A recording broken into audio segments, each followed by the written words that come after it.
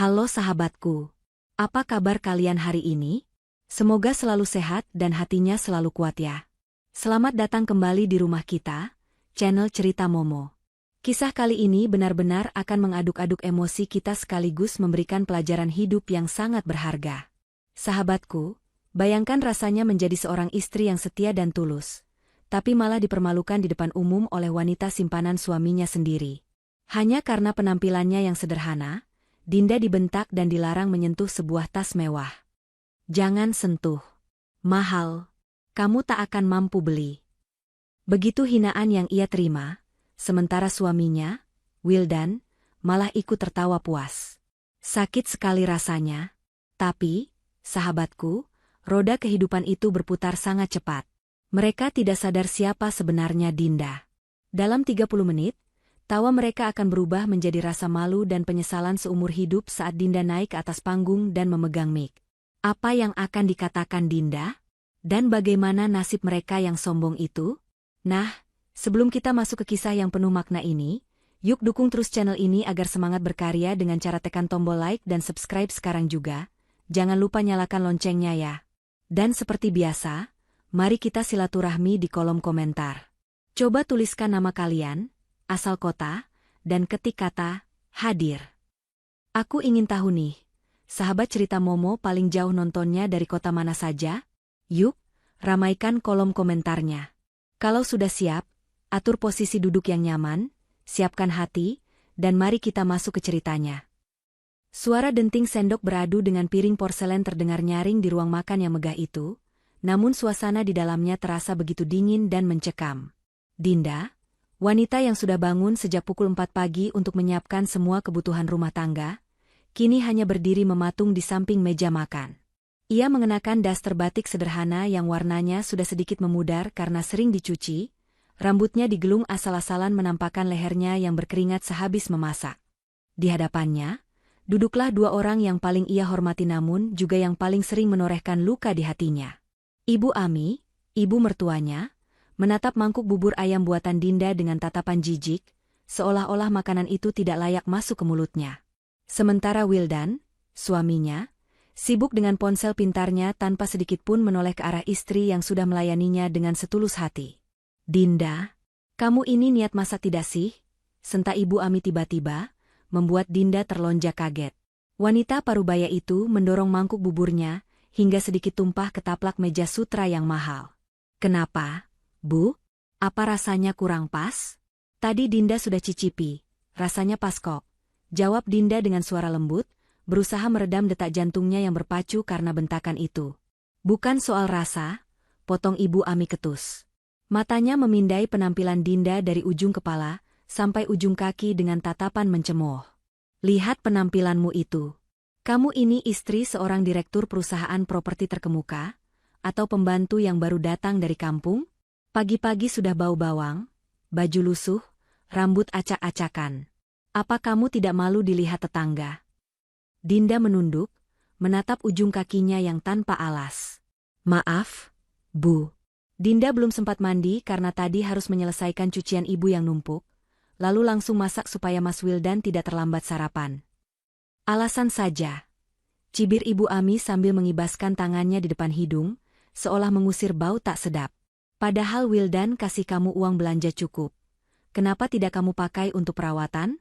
Beli baju yang layak sedikit. Jangan bikin malu anak saya. Kalau ada tamu datang dan melihat kamu seperti ini, mereka pasti mengira Wildan pelit sama istri. Padahal kamunya saja yang memang kampungan, tidak bisa merawat diri. Dinda hanya bisa mengelus dada. Padahal, uang belanja yang diberikan Wildan setiap bulan selalu pas-pasan, karena sebagian besarnya selalu diminta oleh Ibu Ami dengan alasan arisan sosialita, atau membeli tas-tas yang katanya sedang tren. Dinda tidak pernah mengeluh. Ia selalu mencukup-cukupkan sisa uang itu untuk kebutuhan dapur. Wildan akhirnya meletakkan ponselnya di meja dengan kasar. Ia menyesap kopinya sedikit lalu menatap Dinda dengan tatapan yang tak kalah dinginnya. Tidak ada senyum pagi, tidak ada ucapan terima kasih. Ibu benar, Din, ucap Wildan datar tanpa ekspresi. Besok lusa ada acara pameran tas branded. Aku dapat undangan VIP. Ibu mau ikut? Kamu juga harus ikut karena ibu butuh orang untuk membawakan barang-barangnya nanti. Tapi tolong, buang baju-baju gembelmu ini. Pakai baju yang pantas sedikit. Aku tidak mau kolega bisnisku bertanya siapa gelandangan yang aku bawa masuk ke gedung pameran. Hati Dinda mencelos mendengar ucapan suaminya sendiri. Kata-kata itu begitu tajam menusuk ulu hatinya. Ia dianggap gelandangan oleh lelaki yang dulu berjanji akan memuliakannya. Namun, Dinda yang sudah terlatih dengan kesabaran seluas samudra hanya mengangguk pelan. Iya, Mas. Nanti Dinda cari baju yang rapi, jawab Dinda patuh. Wildan berdiri, merapikan jas mahalnya yang licin. Ia mengambil tas kerjanya tanpa berpamitan atau mencium kening istrinya, seperti pasangan suami istri pada umumnya. Ayo, Bu. Wildan antar ibu ke tempat arisan sekalian Wildan berangkat ke kantor. Di rumah ini hawanya sumpek, bikin gerah. Ibu Ami langsung tersenyum lebar. Wajah judesnya berubah manis seketika saat berbicara dengan anaknya. Nah, itu baru anak ibu. Ayo, nak. Ibu juga sudah tidak betah lama-lama di sini. Takut ketularan bau bawang. Keduanya melenggang pergi meninggalkan Dinda yang masih berdiri di samping meja makan. Suara mobil mewah Wildan terdengar menderu menjauh dari halaman rumah, meninggalkan keheningan yang menyakitkan. Setelah memastikan mobil suaminya benar-benar pergi, bahu Dinda yang tadinya tegang perlahan rileks. Ekspresi wajahnya yang tadi penuh kepatuhan dan ketakutan, kini berubah drastis. Sorot matanya menjadi tajam, cerdas, dan penuh wibawa. Tidak ada lagi Dinda yang terlihat lemah. Ia berjalan tenang menuju wastafel, mencuci tangannya yang bersih, lalu merogoh saku dasternya. Ia mengeluarkan sebuah ponsel tipis keluaran terbaru yang harganya bahkan lebih mahal dari gaji bulanan suaminya. Ada satu panggilan masuk dari nama kontak, Sofa. Dinda menggeser layar ponselnya dan menempelkannya ke telinga. Nada suaranya berubah, tegas dan penuh percaya diri. Sangat berbeda dengan nada bicara saat menghadapi mertua dan suaminya tadi. Halo, Sofa. Bagaimana persiapan acara pameran lusa? Tanya Dinda lugas. Suara riang seorang wanita terdengar dari seberang sana. Semua beres, Bu Dinda. Tiket VIP untuk Pak Wildan dan ibunya sudah dikirim sesuai instruksi ibu. Mereka tidak curiga sama sekali kalau undangan itu dari ibu. Oh ya, soal koleksi utama kita, tas, The Queen's Dignity, sudah siap dipajang di etalase utama dengan kaca anti peluru sesuai permintaan ibu. Dinda tersenyum tipis, senyuman yang mengandung arti mendalam. Bagus. Pastikan keamanan diperketat. Saya dengar Wildan akan membawa ibunya, dan mungkin dia akan membawa seseorang lagi. Biarkan saja mereka masuk. Saya ingin melihat sejauh mana mereka akan mempermalukan saya kali ini. Baik, Bu Dinda. Oh ya, ibu yakin mau datang dengan penampilan seperti biasa? Maksud saya, menyamar sebagai istri yang tidak punya apa-apa lagi, tanya Sofa hati-hati. Dinda melirik pantulan dirinya di cermin ruang tengah. Daster lusuh, wajah tanpa riasan. Namun di balik itu semua, ia adalah pemilik saham mayoritas di beberapa perusahaan fashion ternama yang sedang merahasiakan identitasnya demi menguji kesetiaan suaminya. Dan sayangnya, Wildan gagal dalam ujian itu setiap harinya. Ya, Sofa. Saya akan datang sebagai Dinda yang mereka kenal. Istri yang katanya kampungan dan bau bawang. Biarkan mereka tertawa sepuasnya lusa nanti. Karena tawa itu adalah tawa terakhir mereka sebelum saya mengambil kembali apa yang seharusnya menjadi milik saya. Jawab Dinda dingin. Siapkan semuanya, Sofa. Saat saya naik ke panggung nanti, pastikan mic saya menyala dengan keras. Dunia perlu tahu siapa sebenarnya pemilik tahta yang sesungguhnya. Dinda menutup telepon itu. Ia kembali menatap sisa bubur di meja yang tak disentuh suaminya. Ia mengambil mangkuk itu dan membawanya ke dapur. Hatinya memang sakit diperlakukan seperti sampah, tapi logikanya tetap berjalan jernih. Kesabarannya bukan karena ia lemah, tapi karena ia sedang menyusun skenario terbaik untuk memberikan pelajaran yang tak akan pernah dilupakan oleh Wildan dan Ibu Ami seumur hidup mereka. Permainan baru saja dimulai. Matahari sudah condong ke barat, membiaskan cahaya jingga yang menimpa gedung-gedung pencakar langit ibu kota. Di sebuah restoran mewah yang terletak di lantai 20 sebuah hotel bintang 5, Wildan duduk dengan senyum merekah. Di hadapannya bukan Dinda, istrinya yang setia menunggu di rumah, melainkan Rachel, seorang wanita muda dengan penampilan yang sangat mencolok. Rachel mengenakan gaun merah menyala yang mengekspos bahu mulusnya, lengkap dengan perhiasan berkilauan yang melingkar di leher dan pergelangan tangannya. Bagi mata awam, Rachel terlihat seperti putri konglomerat atau anak pejabat kelas atas. Namun, tidak ada yang tahu bahwa kilau berlian di lehernya hanyalah kristal sintesis, dan tas bermerek yang ia letakkan di meja adalah barang tiruan kualitas super yang dibelinya dari pasar gelap. "Kamu cantik sekali hari ini, Rachel," puji Wildan, matanya tak lepas memandang wanita itu. "Rasanya penatku seharian di kantor langsung hilang begitu melihatmu." Rachel tertawa manja, menutup mulutnya dengan tangan yang kuku-kukunya dihias kuteks mahal. "Ah, Mas Wildan bisa saja.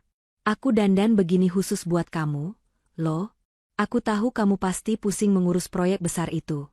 Bedakan kalau di rumah, pasti sumpek lihat pemandangan yang itu-itu saja." Wildan menghela napas panjang, wajahnya berubah masam saat teringat suasana rumahnya. "Jangan bahas dia. Setiap pulang ke rumah, aku rasanya malas sekali.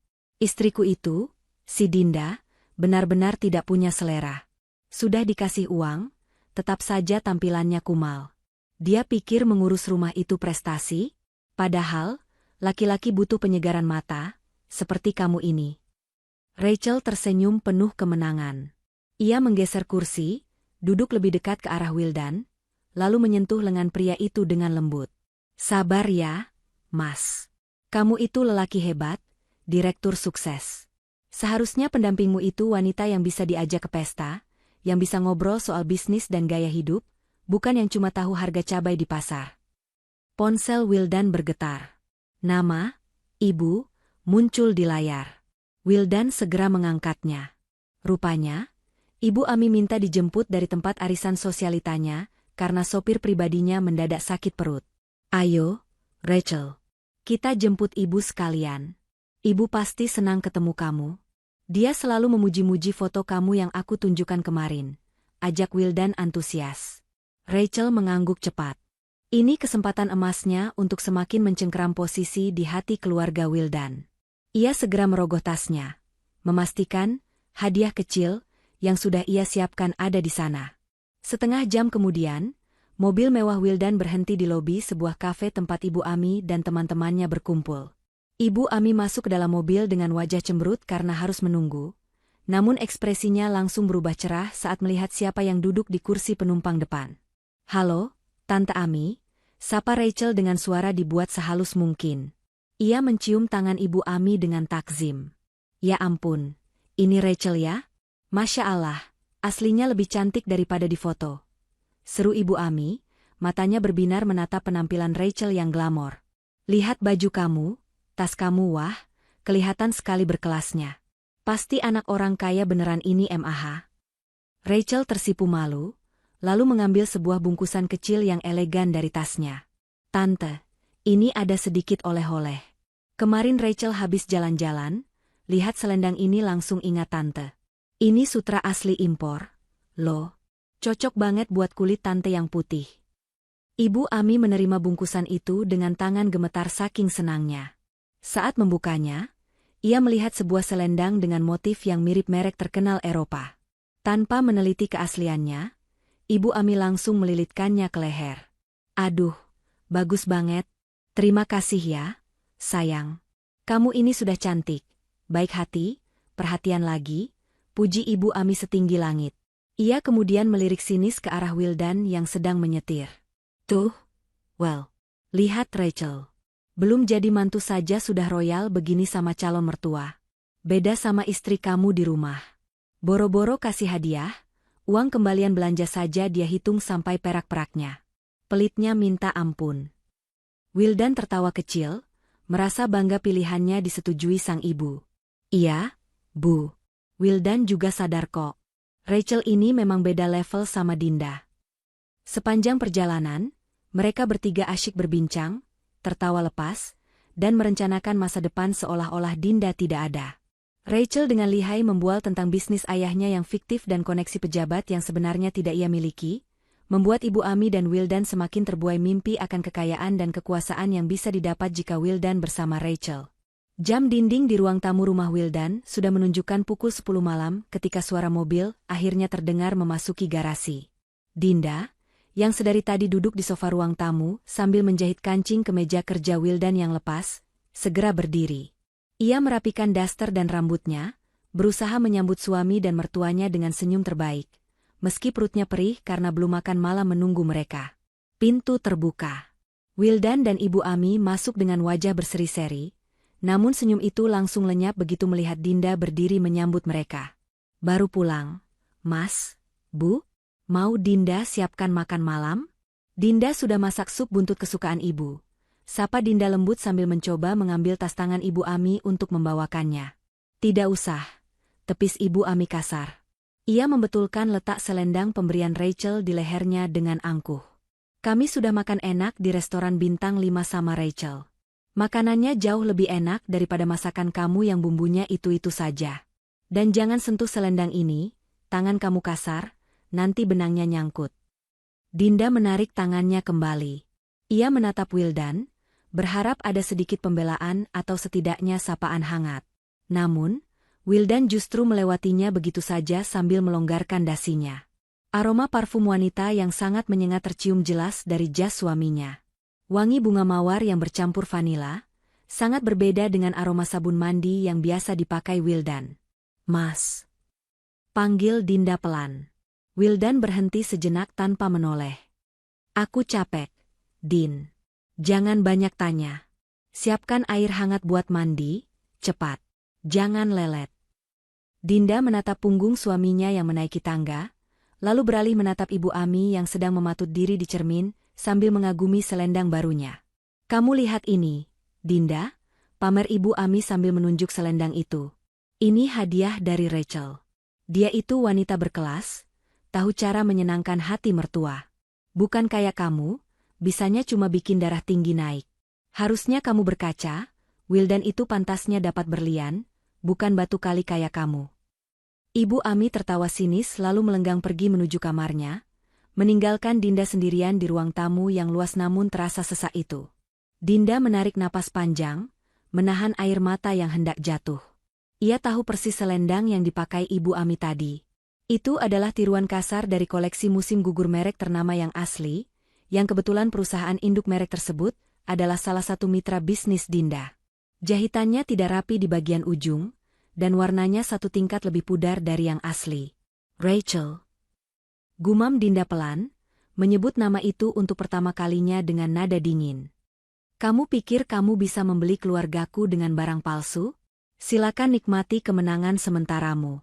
Semakin tinggi kamu terbang dengan kebohonganmu, semakin sakit rasanya saat aku jatuhkan nanti. Dinda mematikan lampu ruang tamu. Dalam kegelapan, ia tidak menangis. Sebaliknya, ia melangkah pasti menuju dapur untuk menyiapkan air hangat pesanan suaminya. Kewajibannya sebagai istri akan tetap ia jalankan dengan sempurna sampai detik terakhir, agar ketika saatnya tiba nanti, tidak ada satu celah pun bagi mereka untuk menyalahkannya.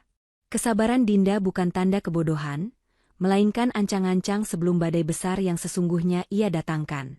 Pagi itu, ruang tamu rumah Wildan kedatangan tamu tak terduga. Seorang kurir berseragam rapi dengan logo perusahaan logistik premium, menyerahkan sebuah amplop hitam tebal berhiaskan tinta emas kepada Ibu Ami yang sedang bersantai di teras. Amplop itu terasa berat dan mahal di tangan, memancarkan aura kemewahan bahkan sebelum dibuka. Untuk Bapak Wildan Pradana, baca Ibu Ami dengan mata berbinar, lalu bergegas masuk ke dalam rumah sambil berteriak memanggil anaknya. Wildan, Wildan, cepat turun. Ada kiriman penting buat kamu. Wildan yang baru saja selesai berpakaian rapi untuk berangkat ke kantor, menuruni tangga dengan langkah terburu-buru. Dinda, yang sedang mengepel lantai di dekat tangga, segera minggir agar tidak menghalangi jalan suaminya. Namun, Wildan bahkan tidak meliriknya sedikitpun, matanya langsung tertuju pada amplop di tangan ibunya. Apa itu, Bu? Tanya Wildan penasaran. Lihat ini, Nak. Amplopnya saja mewah begini, pasti isinya bukan sembarangan, ujar Ibu Ami antusias sambil menyerahkan amplop itu. Wildan merobek segel lilin merah di belakang amplop dengan hati-hati. Ia menarik keluar sebuah kartu undangan berbahan akrilik bening, dengan tulisan ukiran emas yang sangat elegan. Matanya membelalak saat membaca isinya. Astaga, Bu. Ini undangan VIP untuk acara, Charity Luxury Bag Exhibition, seru Wildan dengan suara bergetar karena gembira. Ini pameran tas paling bergengsi tahun ini. Katanya yang diundang cuma konglomerat, artis papan atas, dan pebisnis sukses. Aku tidak menyangka namaku masuk daftar tamu eksklusif mereka. Ibu Ami langsung menepuk tangan kegirangan. Wah, hebat kamu, Nak. Itu tandanya kamu sudah diakui sebagai orang kaya beneran. Berarti di sana nanti bakal banyak tas-tas mahal kayak yang dipakai artis di TV itu, kan? Pasti, Bu. Di sana juga bakal ada lelang tas langka. Kalau kita datang ke sana, status sosial kita pasti naik drastis. Koneksi bisnisku juga bisa makin luas. Jelas Wildan sambil membolak-balik undangan itu. Di sini tertulis undangan berlaku untuk 3 orang. Senyum licik perlahan terbit di bibir Ibu Ami. Ia melirik Dinda yang masih menunduk memegang gagang pel, lalu kembali menatap Wildan. 3 orang? Pas sekali. 1 buat kamu, 1 buat ibu, dan 1 lagi jelas harus buat Rachel. Wildan mengangguk setuju tanpa ragu. Iya, Bu. Rachel pasti senang sekali kalau diajak ke acara beginian. Dia kan paham soal fashion, jadi tidak bakal bikin malu. Penampilannya juga selalu oke, cocok buat digandeng di karpet merah. Tiba-tiba kening Ibu Ami berkerut, seolah memikirkan sesuatu. Ia menatap Dinda lagi, kali ini dengan tatapan menilai yang merendahkan, seperti sedang melihat barang bekas di gudang. Tunggu dulu, sela Ibu Ami. Kalau kita cuma pergi bertiga sama Rachel, nanti siapa yang bawain barang-barang kita? Kamu kan tahu, Ibu kalau sudah lihat tas bagus pasti kalap belanja. Rachel juga pasti borong banyak. Masa wanita secantik Rachel disuruh tenteng-tenteng kantong belanjaan? Nanti gaunnya kusut, tangannya lecet. Kamu juga kan harus sibuk salaman sama kolega, masa kamu yang jadi kuli panggul? Wildan terdiam sejenak, mencerna ucapan ibunya. Benar juga, Bu. Terus gimana? Ibu Ami menunjuk Dinda dengan dagunya. Ajak dia. Wildan melotot kaget. Seakan ide itu adalah hal paling konyol yang pernah ia dengar. Dinda? Ajak Dinda ke pameran mewah? Bu, Ibu sadar tidak? Penampilannya itu loh, kampungan. Nanti dia malah bikin kita jadi bahan tertawaan orang-orang kaya di sana. Aku tidak mau mukaku dicoreng cuma gara-gara bawa istri yang tidak bisa dandan. Aduh, kamu ini kurang cerdik, decak Ibu Ami sambil berjalan mendekati Dinda. Ia menatap menantunya itu dengan angkuh. Dengar ya, Wildan. Kita ajak dia bukan sebagai tamu untuk mendampingi kamu. Kita ajak dia murni buat jadi asisten. Buat bawain tas, ambilin minum, atau jagain tempat duduk. Nanti suruh dia jalan di belakang kita, jangan boleh jalan sejajar. Jadi orang-orang tidak akan mengira dia istri kamu. Bilang saja dia pembantu baru. Dinda yang mendengar percakapan itu merasakan hatinya seperti diremas kuat. Ia dianggap tak lebih dari tenaga kasar oleh suami dan mertuanya sendiri. Namun, Dinda tetap mempertahankan ekspresi wajahnya yang datar dan patuh. Ia tahu, ini adalah bagian dari rencananya. Undangan itu sebenarnya ia yang kirim melalui sofa, dan skenario ini, bahwa mereka akan memaksanya ikut sebagai pembantu, sudah ia perhitungkan. Wildan tampak menimbang-nimbang ide ibunya. Akhirnya, ia mengangguk setuju. Ia melangkah mendekati Dinda yang masih diam mematung. Heh, Dinda. Dengar tidak? Bentak Wildan. Dinda mengangkat wajahnya, menatap mata suaminya. Iya, Mas. Dinda dengar. Besok lusa kamu ikut kami. Tapi ingat satu hal, Wildan menunjuk wajah Dinda dengan jari telunjuknya, nada suaranya penuh ancaman. Jangan pernah sekalipun kamu mengaku sebagai istriku di sana. Kalau ada yang tanya, bilang saja kamu asisten rumah tangga atau pengasuh. Mengerti? Mengerti, Mas, jawab Dinda pelan. Dan satu lagi, tambah Ibu Ami, menyela dengan suara cemprengnya. Jangan pakai baju gembelmu yang bau bawang itu. Cari baju yang agak rapi sedikit, tapi jangan yang bagus-bagus juga. Nanti dikira kamu tamu undangan. Pokoknya pakai yang sopan biar tidak dikira gembel masuk gedung, tapi harus kelihatan kalau kamu itu bawahan kami. Paham? Paham, Bu. Nanti Dinda cari baju yang sesuai, jawab Dinda lagi. Wildan mendengus kasar, lalu kembali menatap undangan di tangannya dengan penuh kebanggaan. Bagus. Sekarang kamu lanjut kerja. Jangan lupa setrika jas hitamku yang bahan velvet. Aku mau pakai itu lusa biar serasi sama gaun Rachel. Wildan dan Ibu Ami pun berlalu masuk ke ruang tengah, sibuk menelepon Rachel untuk menyampaikan kabar gembira itu. Terdengar suara tawa mereka pecah, membayangkan betapa serunya nanti mereka akan menjadi pusat perhatian di acara tersebut. Sepeninggal mereka, Dinda kembali melanjutkan mengepel lantai. Gerakannya tenang dan teratur. Namun di dalam benaknya, ia sedang menyusun detail terakhir. Malam harinya, saat Wildan sudah tertidur pulas dan dengkuran halusnya terdengar memenuhi kamar, Dinda diam-diam menyelinap ke balkon. Angin malam menerpa wajahnya, memberikan sedikit kesejukan di tengah panasnya hati. Ia kembali menghubungi Sofa. Undangannya sudah sampai dan sudah dibuka. Sofa, lapor Dinda dengan suara berbisik namun tegas. Reaksi mereka persis seperti dugaan kita. Wildan akan membawa Rachel sebagai pasangannya, dan saya akan dibawa sebagai kuli panggul mereka. Di ujung telepon, terdengar helaan napas kesal dari Sofa. Keterlaluan. Mereka benar-benar tidak punya hati, Bu. Apa Ibu yakin sanggup diperlakukan seperti itu di depan banyak orang nanti? Di sana akan ada banyak kolega bisnis Ibu juga, loh. Dinda tersenyum tipis menatap bulan yang tertutup awan. Justru itu yang saya inginkan, Sofa. Biarkan mereka memperlihatkan sifat asli mereka di depan semua orang. Semakin rendah mereka menempatkan saya, semakin tinggi jatuhnya mental mereka saat kebenaran terungkap. Kamu sudah siapkan instruksi untuk keamanan di pintu masuk? Sudah, Bu. Security sudah saya pegang. Mereka tidak akan meminta undangan fisik dari Ibu. Begitu Ibu datang, meski berjalan di belakang mereka, tim keamanan akan membiarkan Ibu lewat tanpa pemeriksaan. Tapi untuk Rachel, kami biarkan dia masuk hanya karena dia menempel pada Pak Wildan. Bagus. Dan soal tas yang dipajang itu? Dinda memberi jeda sejenak, matanya berkilat tajam. Pastikan tas, The Queen's Dignity, diletakkan di spot paling strategis, tapi tanpa penjagaan ketat di depannya. Saya ingin melihat seberapa lancang tangan Rachel nanti. Siap laksanakan, Bu Dinda. Oh ya? Gaun untuk Ibu tampil di sesi akhir sudah saya siapkan di ruang ganti pribadi di belakang panggung. Warnanya emerald green, sesuai pesanan Ibu. Sangat kontras dengan kesederhanaan Ibu nanti saat datang. Terima kasih, Sofa. Kita lihat saja nanti, siapa yang akan tertawa paling akhir. Dinda menutup teleponnya. Ia kembali masuk ke kamar, menatap wajah suaminya yang tertidur lelap tanpa rasa bersalah.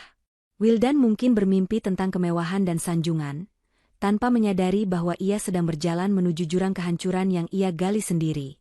Dinda menarik selimutnya, bersiap tidur untuk menyongsong hari pembalasan yang semakin dekat. Babak penderitaannya sebagai istri yang terzalimi akan segera berakhir, berganti menjadi babak penghakiman yang adil. Hari yang dinanti-nantikan akhirnya tiba. Langit sore Jakarta tampak cerah, seolah ikut bersiap menyambut perhelatan akbar yang akan digelar di Grand Ballroom Hotel Bintang 5 paling mewah di pusat kota. Gedung pencakar langit itu menjulang tinggi dengan kaca-kaca yang memantulkan cahaya matahari keemasan, menjadi saksi bisu di mana gengsi dan kemewahan akan dipertaruhkan malam ini. Di kediaman Wildan, kesibukan sudah terasa sejak siang hari. Bukan kesibukan yang hangat, melainkan hiruk-pikuk penuh ketegangan dan aroma parfum mahal yang menyengat hidung. Wildan berdiri di depan cermin besar di ruang tengah, mematut dirinya dalam balutan jas velvet hitam slim fit yang dipadukan dengan dasi kupu-kupu. Ia merasa seperti raja malam ini, gagah dan penuh kuasa. Sementara itu, Ibu Ami duduk di sofa sambil dikipasi oleh Dinda. Wanita parubaya itu mengenakan gaun brokat berwarna emas yang terlalu mencolok, penuh dengan payet yang berkilauan berlebihan. Di lehernya, melingkar kalung mutiara besar, yang entah asli atau palsu, dan tak ketinggalan, selendang pemberian Rachel yang ia banggakan tempo hari melilit erat di pundaknya. Dinda, kipasnya yang benar dong. Jangan kena rambut Ibu, nanti sasakannya rusak. bentak Ibu Ami sambil menepis tangan Dinda kasar. Kamu ini kerja begini saja tidak becus. Heran, kenapa Wildan bisa betah sama kamu dulu? Dinda hanya diam, memundurkan langkahnya sedikit sambil tetap mengayunkan kipas tangan. Ia mengenakan kemeja putih polos yang disetrika rapi, dipadukan dengan rok bahan hitam selutut dan sepatu datar hitam. Rambutnya diikat satu ke belakang dengan rapi tanpa hiasan apapun. Penampilannya sangat bersih dan sopan. Namun di mata Wildan dan ibunya, Dinda tak ubahnya seperti pelayan restoran. Tak lama kemudian, suara klakson mobil terdengar dari depan pagar. Sebuah sedan sport merah menyala berhenti, dan turunlah Rachel dengan gaya bak selebriti papan atas. Ia mengenakan gaun malam model mermaid berwarna merah darah yang sangat ketat, memperlihatkan lekuk tubuhnya dengan berani. Rambutnya digerai ikal mayang, dan wajahnya dipoles make-up tebal. Di tangannya, ia menjinjing sebuah clutch perak yang berkilau. Mas Wildan. Tante Ami. Sapa Rachel dengan suara manja yang dibuat-buat saat memasuki rumah. Wildan langsung terpana. Ia menyambut Rachel dengan senyum lebar, merentangkan tangannya. Wah, Rachel, kamu benar-benar sempurna. Kita pasti bakal jadi pasangan paling serasi di sana nanti. Ibu Ami segera berdiri, memeluk Rachel dan melakukan cipika-cipiki yang heboh. Aduh, calon mantu ibu cantik banget. Kita bertiga ini sudah kayak keluarga kerajaan ya. Pas sekali. Lalu mata Rachel tertuju pada Dinda yang berdiri mematung di sudut ruangan. Sudut bibir Rachel terangkat sinis. Ia berjalan mendekati Dinda, memandanginya dari atas ke bawah dengan tatapan meremehkan. Loh? Dinda ini jadi ikut. Mas? Tanya Rachel pura-pura kaget, padahal ia sudah tahu rencana itu. Jadi dong, jawab Wildan santai sambil membetulkan jam tangannya. Kan kita butuh orang buat bawain barang-barang nanti. Masa kamu atau ibu yang repot bawa goodie bag? Nanti tangan kalian lecet. Rachel tertawa renyah, tawa yang terdengar sangat menyakitkan di telinga Dinda. Benar juga sih. Tapi kostumnya kok begitu? Kayak waitress catering. Tapi ya sudahlah, memang cocoknya begitu kan? Biar orang tidak salah sangka dikira dia tamu undangan. Sudah, ayo berangkat. Nanti kita telat, karpet merahnya keburu sepi, ajak Ibu Ami tidak sabar. Mereka pun berjalan keluar menuju mobil mewah Wildan. Rachel tanpa ragu langsung duduk di kursi depan di samping Wildan yang menyetir. Ibu Ami duduk di kursi tengah yang nyaman. Sementara Dinda, ia harus duduk di kursi paling belakang yang sempit, berdesakan dengan beberapa kotak sepatu dan tas cadangan milik Rachel dan Ibu Ami. Sepanjang perjalanan, Dinda hanya bisa melihat punggung suami dan wanita lain yang asyik bersenda gurau, sementara ia dianggap tak ada. Sesampainya di lobi hotel, suasana benar-benar megah. Puluhan mobil mewah berjejer antre untuk valet parking. Lampu-lampu sorot menerangi pintu masuk, dan beberapa fotografer tampak bersiap di sisi karpet merah. Saat giliran mobil Wildan berhenti, petugas valet dengan sigap membukakan pintu. Wildan turun lebih dulu, lalu dengan gaya gentleman membukakan pintu untuk Rachel. Keduanya melangkah keluar dengan dagu terangkat tinggi, menikmati jepretan kamera, meskipun para fotografer itu sebenarnya sedang menunggu artis yang ada di mobil belakang mereka. Ibu Ami menyusul turun dengan gaya heboh, melambai-lambaikan tangan seolah ia adalah pejabat penting. Dinda turun terakhir dari pintu belakang. Tidak ada petugas yang membukakan pintu untuknya. Ia keluar sambil menjinjing tas perbekalan Ibu Ami yang berisi obat-obatan, air minum, dan alat make-up. Saat kakinya memijak karpet merah, Dinda merasakan getaran yang berbeda. Bukan rasa minder, melainkan rasa memiliki. Gedung ini, acara ini, semua di bawah kendali yayasannya. Di dekat pintu masuk utama, beberapa petugas keamanan berbadan tegap dengan setelan jas hitam dan earpiece tampak bersiaga. Salah satu kepala keamanan, pria bertubuh kekar bernama Pak Rahmat, matanya menangkap sosok Dinda. Ia hampir saja membungkuk hormat secara refleks. Namun Dinda dengan cepat memberikan isyarat mata yang sangat tipis, kedipan sekilas dan gelengan halus. Pak Rahmat yang paham situasi segera menegakkan badannya kembali, pura-pura tidak kenal. Namun tangannya diam-diam memberi kode pada anak buahnya untuk melancarkan jalan bagi rombongan Dinda tanpa pemeriksaan undangan yang berbelit. Ayo cepat jalannya. Jangan lelet. Desis Ibu Ami sambil menoleh ke belakang, memelototi Dinda yang berjalan 5 langkah di belakang mereka. Jangan jalan terlalu dekat, nanti dikira kita satu rombongan sama pelayan. Dinda mengangguk patuh, memperlambat langkahnya. Mereka memasuki Grand Ballroom yang disulap menjadi surga bagi para pecinta mode. Lampu gantung kristal raksasa memancarkan cahaya kemilau, menerangi deretan etalase kaca yang memajang tas-tas kulit eksotis dari berbagai belahan dunia.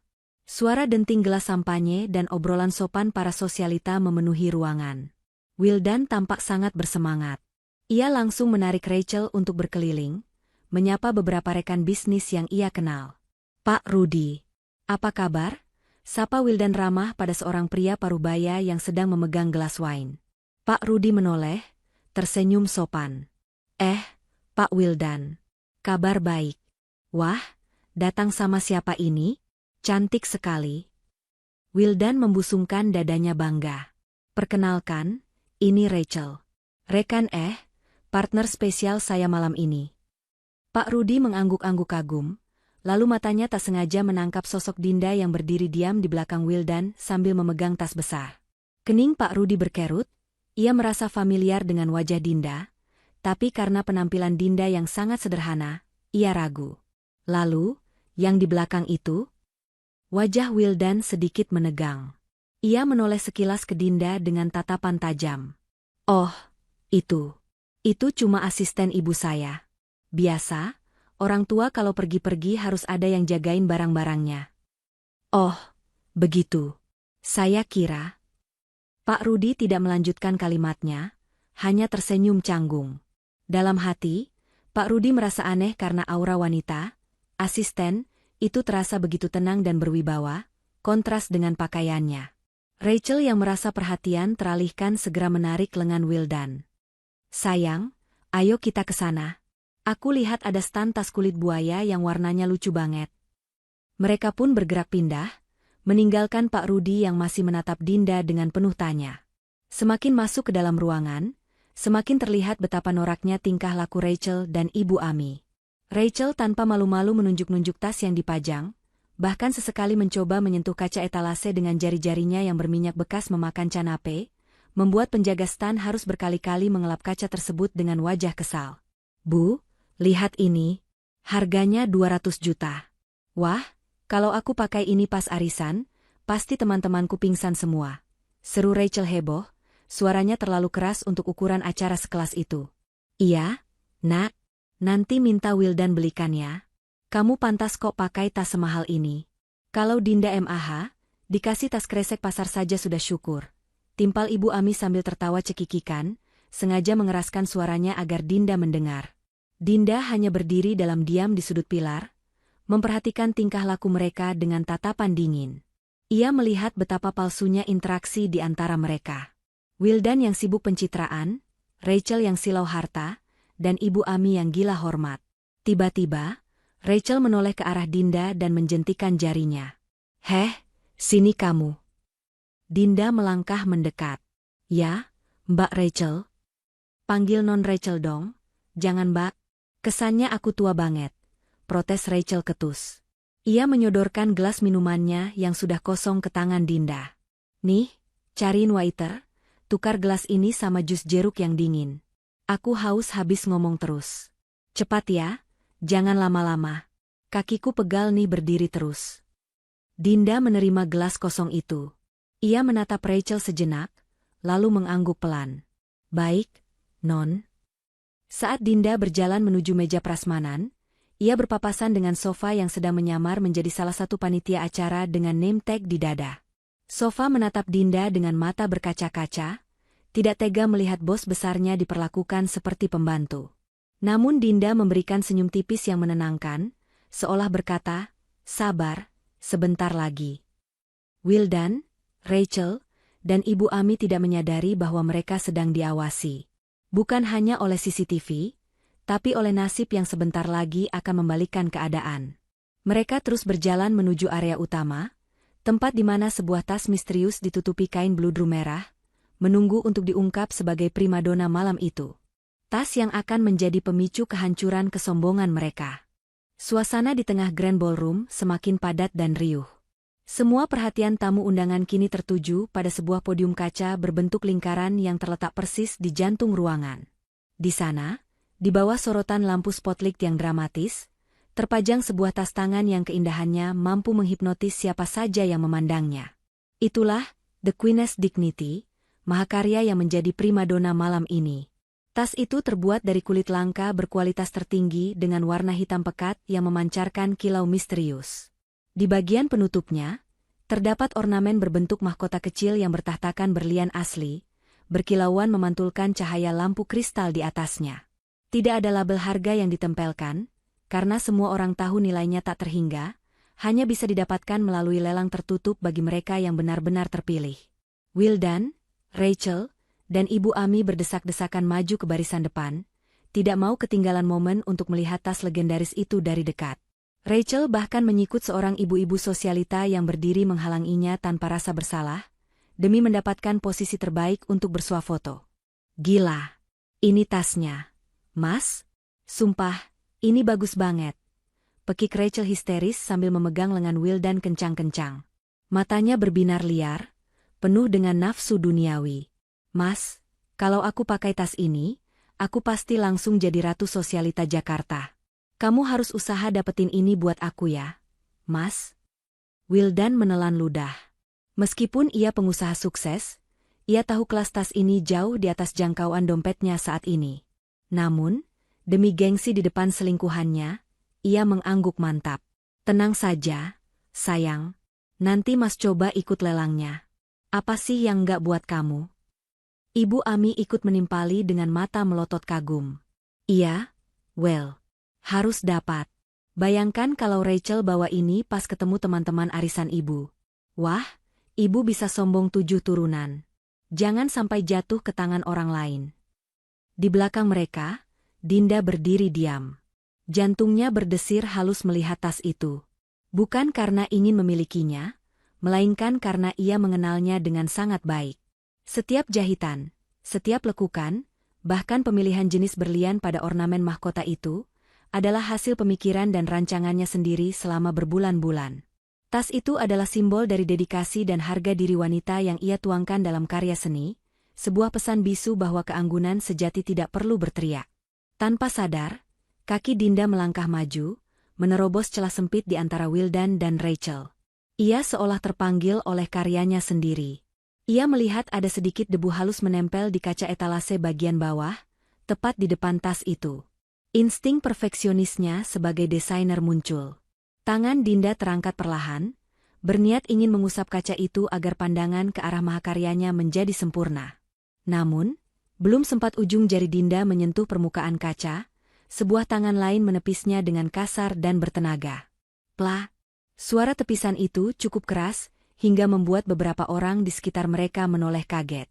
Rachel berdiri dengan wajah merah padam, matanya melotot garang ke arah Dinda seolah Dinda baru saja melakukan tindakan kriminal paling keji. Jangan sentuh! Teriak Rachel melengking.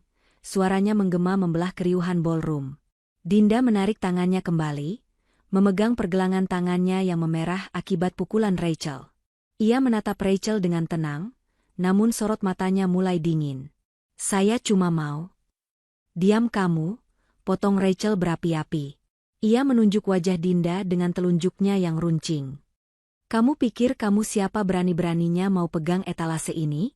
Lihat itu. Itu barang mahal. Limited edition. 1 miliar pun belum tentu bisa beli tas itu. Rachel melangkah maju, mendesak Dinda mundur. Lihat tangan kamu itu. Kasar, bekas cuci piring, bau bawang. Kalau kaca ini kotor kena sidik jari kamu yang berminyak. Siapa yang mau tanggung jawab? Kamu mau ganti rugi? Jual ginjal pun kamu gak bakal mampu ganti rugi kalau sampai ada goresan sedikit saja. Suasana di sekitar mereka mendadak hening. Para tamu undangan yang elegan kini berbisik-bisik sambil menatap jijik ke arah Dinda, termakan oleh provokasi Rachel. Mereka melihat penampilan Dinda yang sederhana, dan langsung menghakiminya sebagai orang yang tidak tahu sopan santun. Wildan yang melihat keributan itu bukannya membela istrinya, malah merasa malu setengah mati. Wajahnya memerah, bukan karena marah pada Rachel, tapi marah karena Dinda dianggap mempermalukannya di depan umum. Ia segera merangkul pinggang Rachel untuk menenangkannya, lalu menatap Dinda dengan tatapan penuh kebencian. Dinda, bentak Wildan tertahan, giginya gemeretuk. Kamu ini benar-benar bikin malu. Sudah aku bilang kan, tugasmu cuma bawain barang, bukan ikut campur lihat-lihat barang mewah. Sadar diri dong. Kamu itu di sini cuma numpang masuk. Ibu Ami tak mau ketinggalan. Ia maju dan mendorong bahu Dinda, hingga Dinda terhuyung ke belakang. Dasar udik. Baru lihat barang bagus sedikit saja tangannya sudah gatal mau pegang. Itu tas buat nyonya-nyonya, buat orang berkelas kayak Rachel, bukan buat pembantu kayak kamu. Sana mundur. Jangan kotori pemandangan. Betul tuh, Tante. Sambung Rachel, kini dengan nada mengejek sambil bersedekap dada. Ia menatap Dinda dengan senyum kemenangan yang licik. Lagian ya, Mbak Dinda, kamu juga tak pantas pakai tas mahal ini. Kalau tas ini dipakai kamu, jatuhnya malah kayak tas beli di pasar loak. Aura kamu itu aura kemiskinan, gak akan bisa nyatu sama barang high class begini. Wildan tertawa mendengar hinaan itu. Tawa yang terdengar sangat renyah dan lepas. Hahaha, kamu benar, sayang. Ibaratnya, berlian kalau ditaruh di leher kudanil ya tetap saja kudanil. Percuma. Dinda menelan ludah, merasakan pahitnya penghinaan yang menghujam jantungnya bertubi-tubi. Di depan ratusan pasang mata, ia ditelanjangi harga dirinya oleh suami yang ia abdikan hidupnya, oleh mertua yang ia rawat, dan oleh wanita asing yang merusak rumah tangganya. Namun, Dinda tidak menangis. Tidak ada setetes pun air mata yang jatuh. Ia justru menegakkan punggungnya. Dalam hati, Dinda berkata, "Tertawalah, Mas. Tertawalah sepuas kalian sekarang. Nikmati tawa terakhir kalian, karena sebentar lagi, aku yang akan menentukan siapa yang pantas tertawa dan siapa yang akan menangis darah." "Maaf," ucap Dinda singkat, suaranya datar tanpa emosi. Ia mundur beberapa langkah, menjauh dari etalase, membiarkan Rachel dan Ibu Ami kembali menguasai tempat itu. Rachel tersenyum puas, merasa telah memenangkan pertarungan. Ia kembali menempel pada Wildan, bergelayut manja. "Tuh kan, Mas. Orang kayak dia itu memang harus dikasih pelajaran biar tahu tempatnya. Bikin mood aku rusak saja." "Sudah, jangan dipikirin. Anggap saja angin lalu. Yuk, kita foto lagi di depan tasnya," hibur Wildan sambil mengelus rambut Rachel, benar-benar mengabaikan Dinda yang kini berdiri sendirian di luar lingkaran kerumunan. Tepat saat itu, lampu ballroom perlahan meredup. Musik orkestra yang mengalun lembut berhenti. Sebuah suara bariton dari pengeras suara terdengar memenuhi ruangan, menandakan acara inti akan segera dimulai. "Hadirin sekalian, mohon perhatiannya. Acara puncak malam ini akan segera kita mulai. Mohon menempati tempat duduk yang telah disediakan, karena sesaat lagi, kita akan menyambut sosok istimewa yang menjadi kunci dari mahakarya malam ini." Wildan, Rachel, dan Ibu Ami buru-buru mencari kursi VIP mereka di barisan depan. Wajah mereka berseri-seri penuh antusiasme. Mereka tidak tahu bahwa kursi panas yang sesungguhnya sedang menunggu mereka. Dan sosok istimewa yang dimaksud MC, kini sedang berjalan perlahan menuju belakang panggung, bersiap melepaskan topeng, istri tak berguna, dan mengenakan mahkota aslinya. Cahaya lampu ballroom yang kini meremang menciptakan suasana intim namun penuh ketegangan di antara ratusan tamu undangan. Di barisan paling depan, tepat di deretan kursi bludru merah yang dikhususkan untuk tamu VVIP, Wildan duduk dengan punggung tegak, berusaha memancarkan aura kesuksesan yang sebenarnya rapuh. Di sebelah kanannya, Rachel duduk dengan kaki disilangkan anggun, sesekali membetulkan letak gaunnya agar belahan kakinya terlihat lebih menggoda. Sementara di sebelah kirinya, Ibu Ami sibuk memotret suasana panggung dengan ponselnya, norak namun penuh kebanggaan. "Wah, hebat benar tempat ini. Well," bisik Ibu Ami tanpa mengalihkan pandangan dari layar ponselnya. "Lihat itu, yang duduk di seberang sana itu kan pemilik stasiun TV terkenal? Terus yang di pojok sana itu istri menteri kan? Kita benar-benar selevel sama mereka sekarang." Wildan tersenyum puas, mengangguk pelan. "Iya, Bu. Makanya Wildan bilang, koneksi itu penting. Rachel yang bawa keberuntungan buat kita. Kalau bukan karena aura positif dia, mungkin kita tidak akan sepercaya diri ini duduk di sini." Rachel yang mendengar namanya disebut langsung manja, menyandarkan kepalanya di bahu Wildan. "Ah, Mas Wildan bisa saja.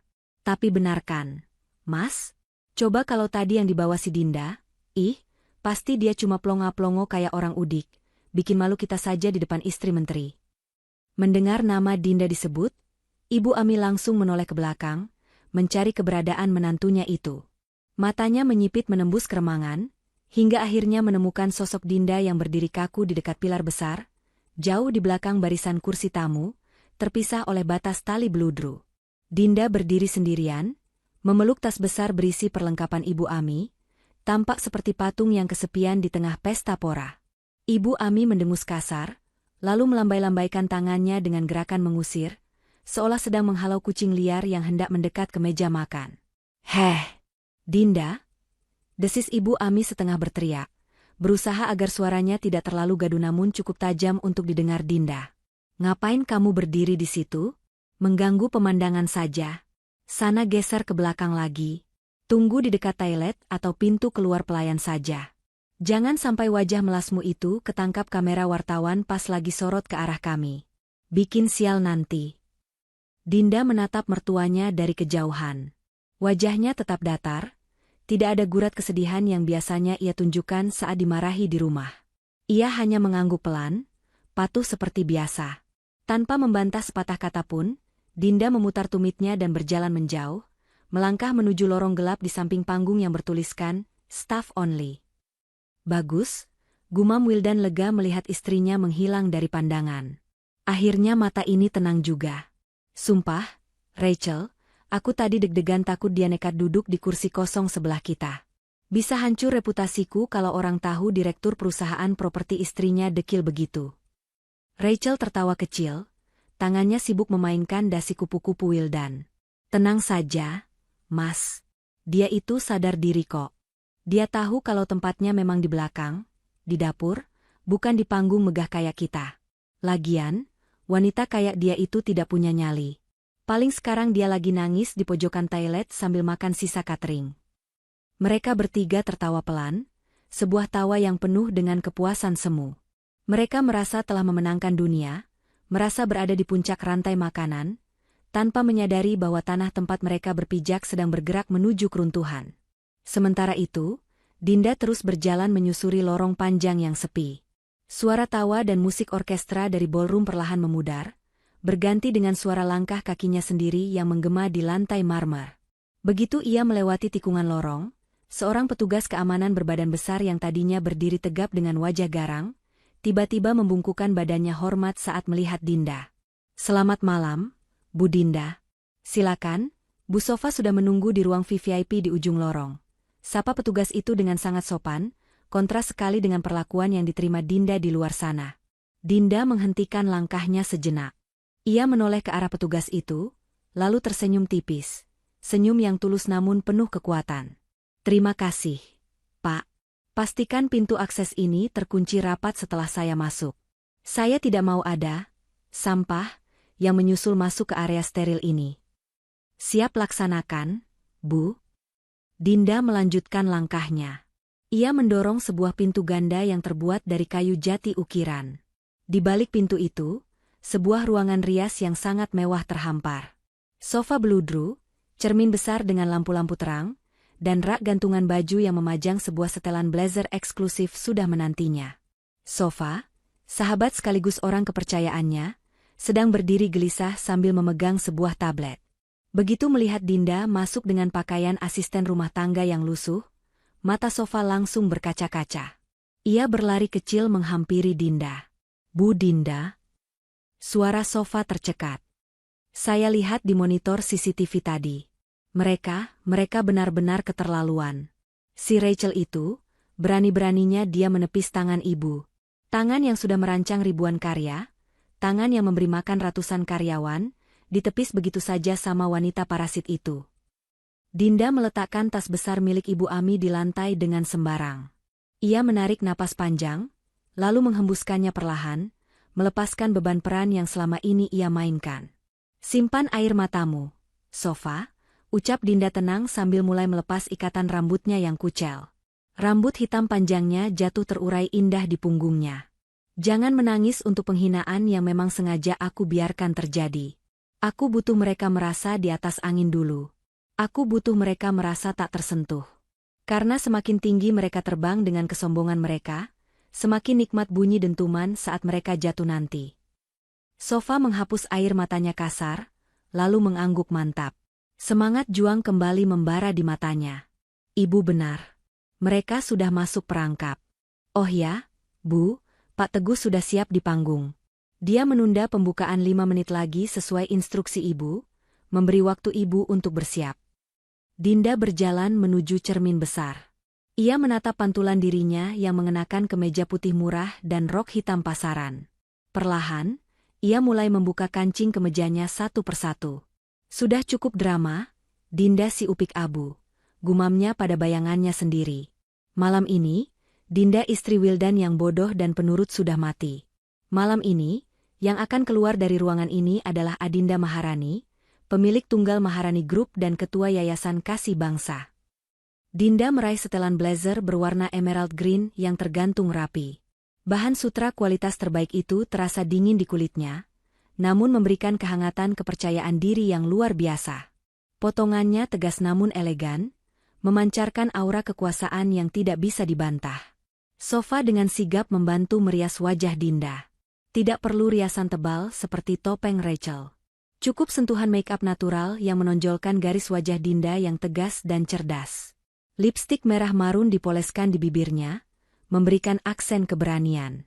Sementara itu, di luar sana, di dalam Grand Ballroom, lampu panggung mulai menyala terang benderang.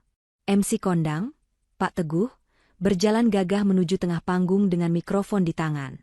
Selamat malam, hadirin sekalian yang terhormat, sapa Pak Teguh dengan suara baritonnya yang menggelegar. Suara bariton Pak Teguh kembali menggema, membelah keheningan ballroom yang kini terasa begitu sakral.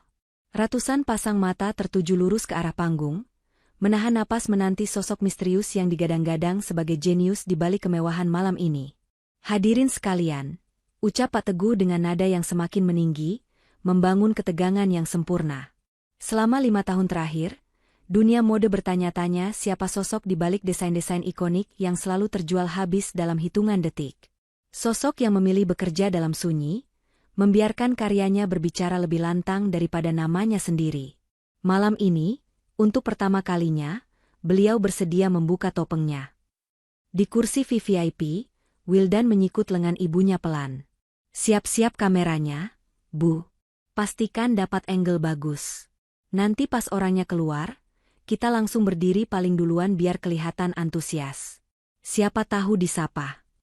Ibu Ami mengangguk cepat, memegang ponselnya dengan kedua tangan yang sedikit gemetar karena kegirangan. Tenang saja, well. Ibu sudah zoom maksimal. Pokoknya ibu mau jadi orang pertama yang posting muka desainer ini di media sosial. Rachel memperbaiki tatanan rambutnya, memastikan sisi wajah terbaiknya menghadap ke arah panggung. Aduh, deg-degan deh. Semoga orangnya ganteng ya, atau minimal fashionable banget biar enak dilihat. Mari kita sambut dengan tepuk tangan yang paling meriah, seru Pak Teguh sambil merentangkan tangannya ke arah tirai bludru raksasa di belakangnya. Inilah dia, perancang utama, The Queen's Dignity, sekaligus pemilik tunggal Maharani Group, Ibu Adinda Maharani. Musik orkestra meledak dalam nada crescendo yang megah. Lampu sorot utama yang menyilaukan mata seketika menembak ke satu titik fokus, celah tirai yang perlahan terbuka. Dari balik tirai itu, muncullah sebuah siluet ramping. Langkah kakinya terdengar tegas, mengetuk lantai panggung dengan irama yang penuh percaya diri.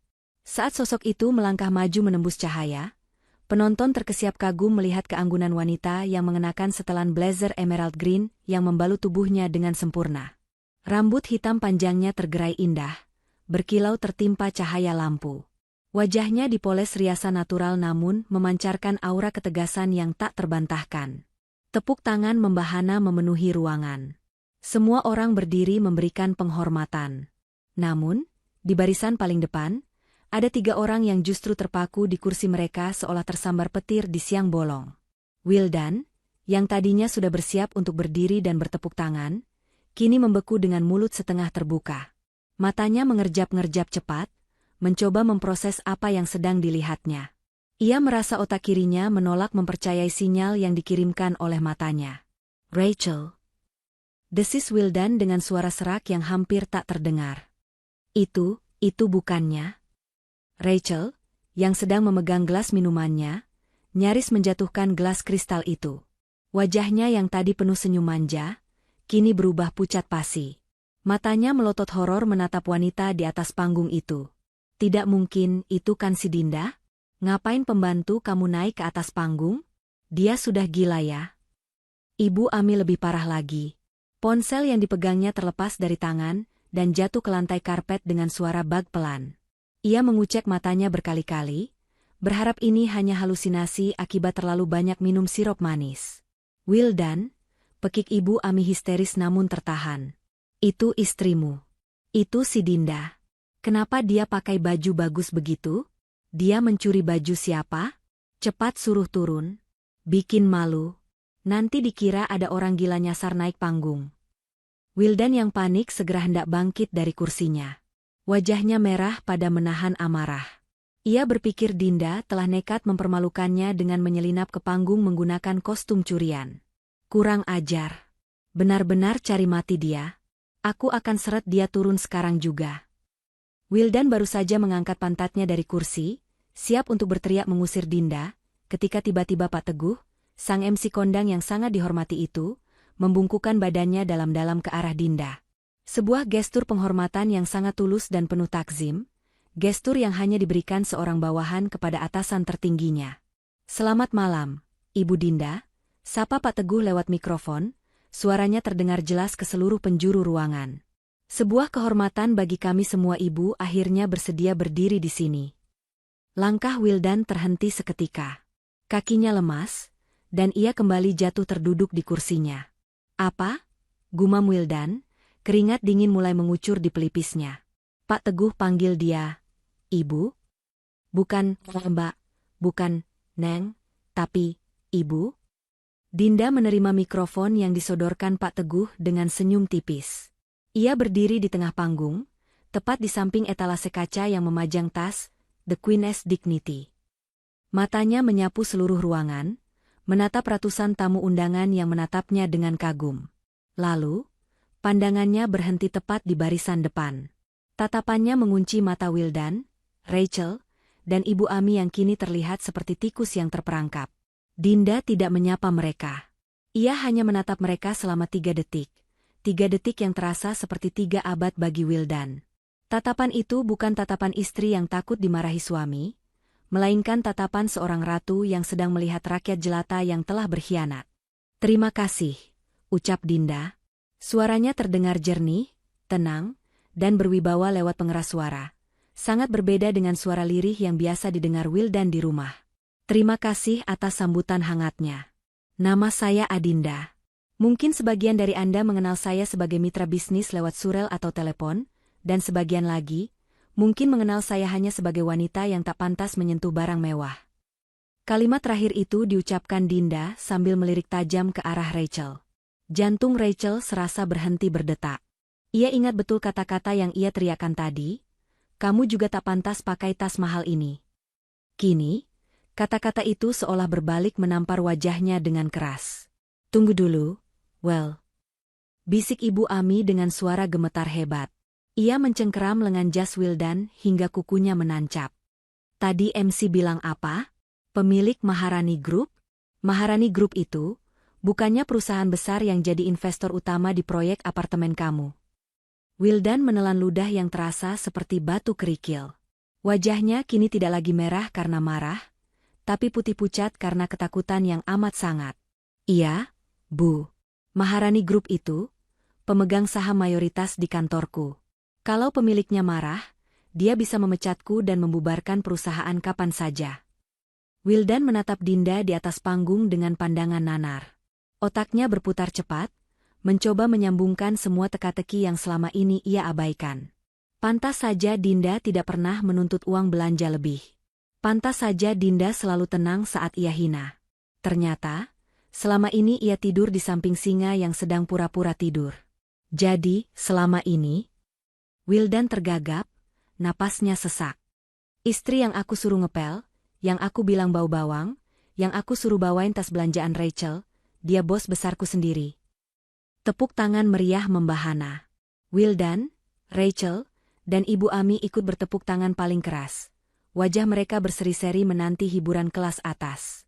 Malam ini adalah malam yang bersejarah, lanjut Pak Teguh. Kita berkumpul di sini bukan hanya untuk melihat keindahan karya seni, tapi juga untuk bertemu dengan sosok jenius di baliknya.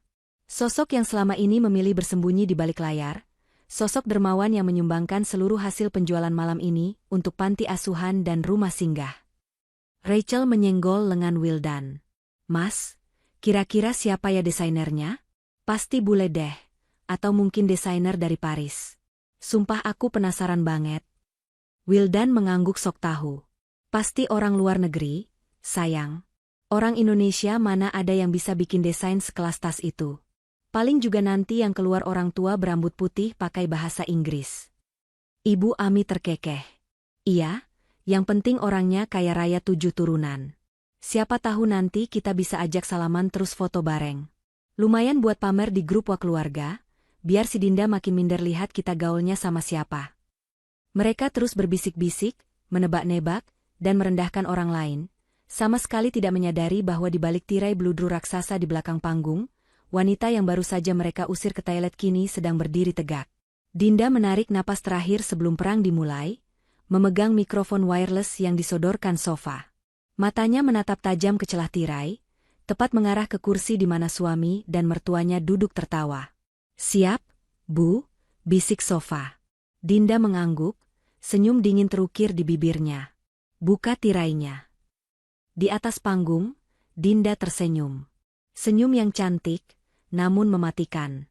Ia mengangkat tangannya, dan seketika layar raksasa di belakang panggung menyala. Menampilkan logo Maharani Group yang megah, bersanding dengan foto sketsa desain tas, The Queen's Dignity, yang ada tanda tangan asli Dinda di sudutnya. Malam ini, lanjut Dinda, saya ingin meluruskan satu hal tentang definisi kemewahan. Ada orang yang berpikir kemewahan itu terletak pada merek yang menempel di badan, atau pada seberapa keras ia bisa menghina orang lain. Dinda melangkah pelan mendekati bibir panggung, semakin dekat dengan posisi Wildan duduk. Tapi bagi saya, kemewahan sejati adalah integritas. Kemewahan adalah kesetiaan. Dan yang paling mahal, adalah harga diri yang tidak bisa dibeli dengan uang suami, apalagi uang hasil menipu istri sendiri. Suara riuh tepuk tangan kembali terdengar, banyak tamu yang bersorak setuju. Namun bagi Wildan, Rachel, dan Ibu Ami, setiap tepukan tangan itu terdengar seperti palu hakim yang sedang mengetuk vonis hukuman mati bagi kehidupan sosial dan ekonomi mereka. Mereka ingin lari, ingin sembunyi, tapi kaki mereka terlalu lemas bahkan hanya untuk sekadar berdiri. Mereka terjebak di kursi VVIP yang kini terasa seperti kursi listrik, dipaksa menyaksikan kebangkitan wanita yang selama ini mereka injak-injak. Dinda melangkah perlahan mendekati etalase kaca yang memajang tas, The Queen's Dignity. Jemari lentiknya yang kini tak lagi terlihat kasar menyentuh permukaan kaca itu dengan lembut, seolah sedang menyapa kawan lama. Seluruh ruangan menahan napas. Tidak ada satupun petugas keamanan yang berani melarangnya. Bahkan ketika Dinda melakukan hal yang tabu bagi pengunjung lain, ia membuka kunci etalase itu. Klik. Suara kunci terbuka terdengar renyah lewat mikrofon yang masih menyala.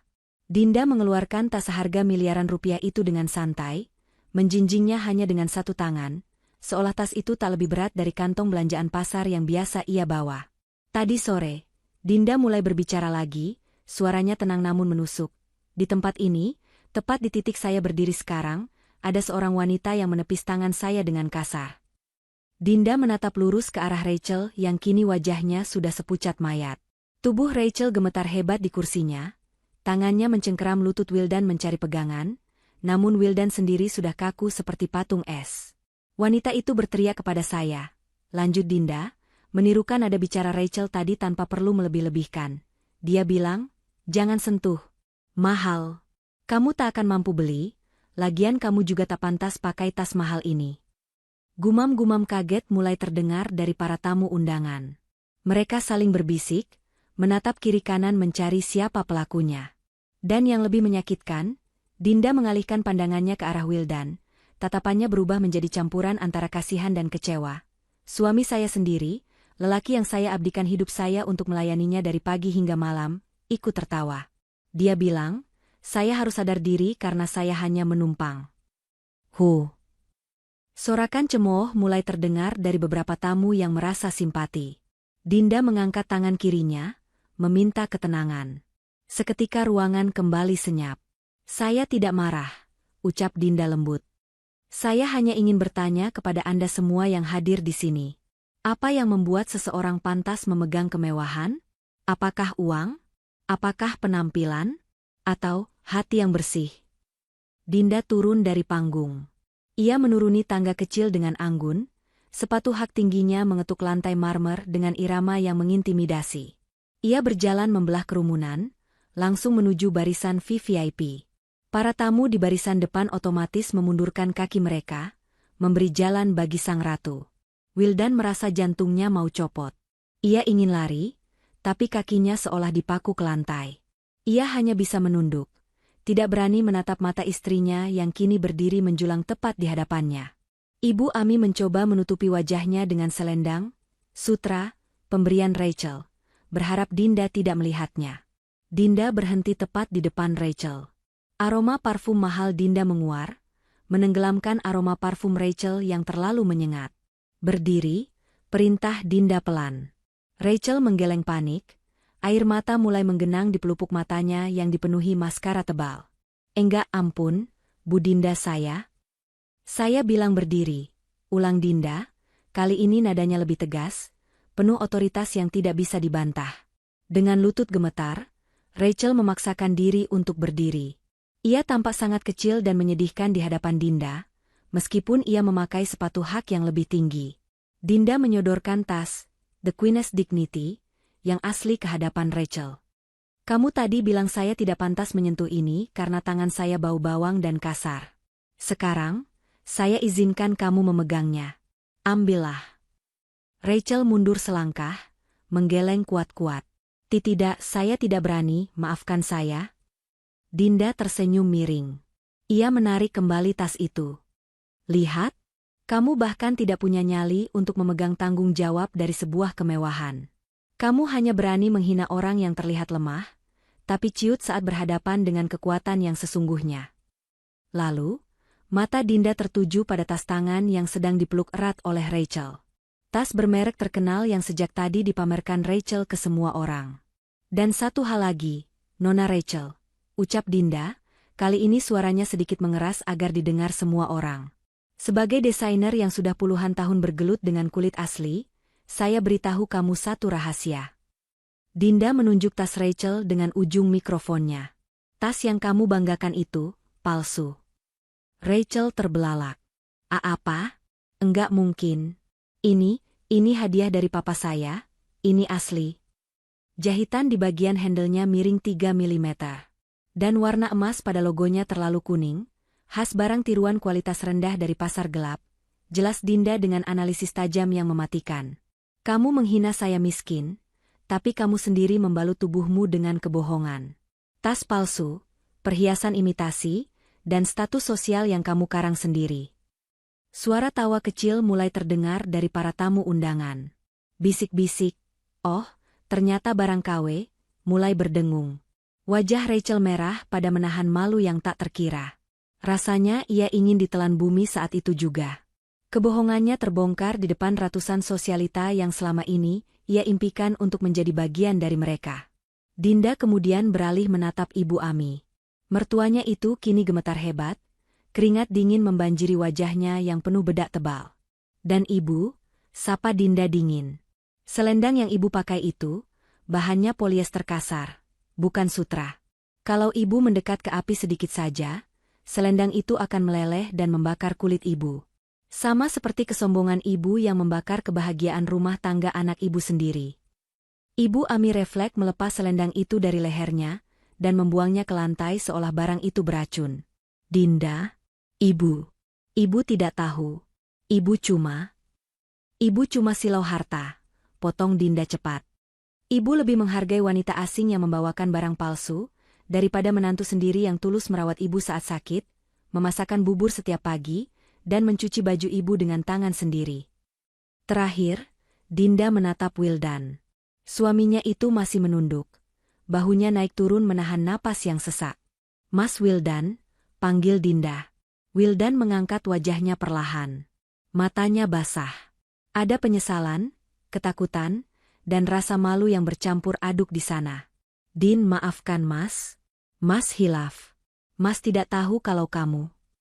Pintu kaca lobi hotel itu tertutup dengan suara berdebum yang berat di belakang punggung Wildan, Ibu Ami, dan Rachel. Baru saja beberapa menit yang lalu mereka melangkah masuk layaknya bangsawan, kini mereka berdiri di trotoar yang dingin layaknya pengemis yang baru saja diusir dari istana.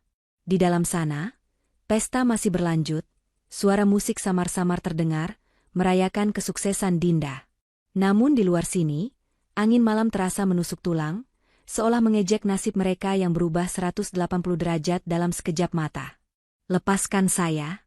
Kalian kasar sekali," pekik Ibu Ami sambil mengibaskan tangannya yang dicengkeram oleh petugas keamanan. Napasnya memburu, sanggul rambutnya sudah miring sebelah, dan wajahnya berantakan karena lunturan bedak dan keringat dingin. Petugas keamanan itu melepaskan cengkeramannya dengan wajah datar. "Maaf, Bu. Kami hanya menjalankan perintah pemilik acara. Kalian dilarang berada di radius 100 meter dari gedung ini." Wildan berdiri mematung, menatap pintu lobi dengan pandangan kosong. Jas velvet hitam yang tadi ia banggakan kini terasa seperti kain kafan yang menjerat lehernya. Ia meraba saku celananya, mencari kunci mobil, ingin segera pergi dari tempat terkutuk ini. Namun, sebelum ia sempat melangkah, seorang pelayan hotel berlari terengah-engah menghampiri mereka sambil membawa sebuah nampan berisi struk tagihan. "Tunggu, Pak. Tunggu sebentar," panggil pelayan itu. Wildan menoleh lemas. "Apa lagi?" "Maaf, Pak. Tagihan untuk 3 botol wine impor dan hidangan pembuka yang dipesan oleh Nona Rachel di meja VIP tadi belum dibayar. Totalnya 15 juta rupiah," ucap pelayan itu sopan namun tegas. Mata Wildan membelalak. 15 juta? Kamu gila? Itu harga standar untuk vintage wine yang dipesan.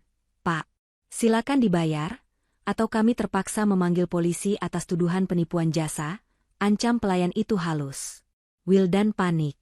Ia segera mengeluarkan dompet kulitnya, menarik kartu kredit platinum andalannya, kartu yang selama ini ia gunakan untuk memanjakan Rachel. Dengan tangan gemetar, ia menyerahkannya ke pelayan yang membawa mesin EDC portable. Mesin itu berbunyi bip panjang. "Maaf, Pak. Kartunya decline," ujar pelayan itu. "Coba yang ini." Wildan mengeluarkan kartu kedua. "Bip. Ditolak juga, Pak." "Yang ini." Wildan mengeluarkan kartu ketiga, keempat, hingga kartu debit pribadinya. Semuanya ditolak. Keringat dingin mengucur deras di dahi Wildan. Ia baru sadar, semua kartu itu adalah kartu tambahan, suplementari, yang terhubung dengan rekening utama Dinda, atau rekening perusahaan yang ternyata dimonitor langsung oleh Keuangan Pusat Maharani Group. Detik ini juga, Dinda telah memutus semua akses keuangannya. Ia benar-benar lumpuh. "Rachel." Wildan menoleh ke arah Rachel dengan tatapan memohon. "Kamu bawa uang tunai? Atau kartu kamu? Tolong bayar dulu, nanti Mas ganti." Rachel yang sedari tadi sibuk mengetik pesan di ponselnya, mendongak kaget. Wajah cantiknya kini terlihat judes. Topeng manisnya runtuh seketika. "Apa? Bayar 15 juta? Mas pikir aku punya uang sebanyak itu di dompet? Katanya kamu direktur kaya, masa bayar minuman saja tidak mampu?" "Semua kartuku diblokir Dinda." "Rachel, tolonglah, bantu Mas kali ini saja. Kita kan saling mencintai," bujuk Wildan putus asa. Rachel tertawa sinis, tawa yang membuat hati Wildan mencelos. "Cinta? Mas, sadar dong. Aku mau sama kamu karena aku pikir kamu itu pohon uang. Kalau ternyata akarnya ada di istri kamu yang bau bawang. Itu, buat apa aku sama kamu? Dasar laki-laki parasit. Sudah numpang hidup sama istri, belagu lagi." Tanpa aba-aba, Rachel menyetop sebuah taksi yang kebetulan lewat. Ia langsung melompat masuk tanpa menoleh lagi ke arah Wildan dan Ibu Ami. "Rachel, tunggu. Kamu mau kemana?" teriak Wildan mengejar, tapi taksi itu sudah melaju kencang meninggalkan asap knalpot.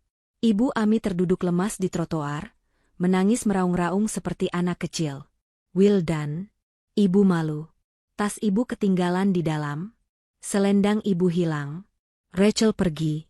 Kita harus bagaimana ini?" Akhirnya, Wildan terpaksa meninggalkan jam tangan mewahnya sebagai jaminan kepada pihak hotel agar tidak dilaporkan ke polisi. Mereka pulang menggunakan taksi online paling murah, itu pun dibayar menggunakan uang receh sisa kembalian belanja Ibu Ami yang terselip di saku bajunya. Perjalanan pulang terasa sangat panjang dan menyiksakan. Sesampainya di rumah mewah mereka, kegelapan menyambut. Tidak ada lampu teras yang menyala, tidak ada aroma masakan yang biasa menyambut mereka. Rumah itu gelap gulita seperti rumah hantu. Wildan membuka pintu dengan kunci cadangan. Kosong. Hening. Ia berlari menaiki tangga menuju kamar tidur utama. Pintu kamar terbuka lebar. Lemari pakaian Dinda sudah kosong melompong. Tidak ada baju, tidak ada barang-barang Dinda. Bahkan foto pernikahan mereka yang biasa terpajang di dinding sudah tidak ada, hanya menyisakan bekas paku yang berlubang di tembok.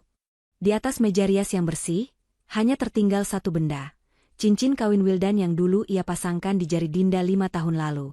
Di sebelahnya ada secari kertas dengan tulisan tangan Dinda yang rapi. "Rumah ini atas nama PT Maharani Group.